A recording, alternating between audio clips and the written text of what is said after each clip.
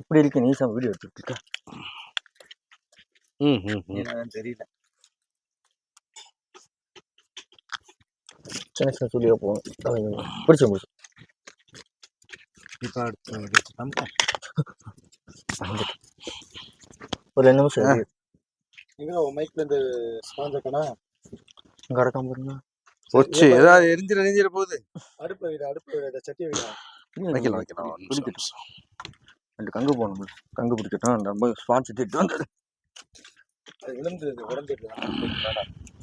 அதுதானம்மா ஸ்மார்ட்ல தேடணும்ல.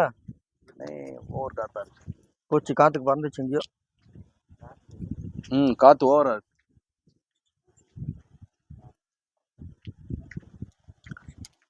இந்த பக்கம் தான்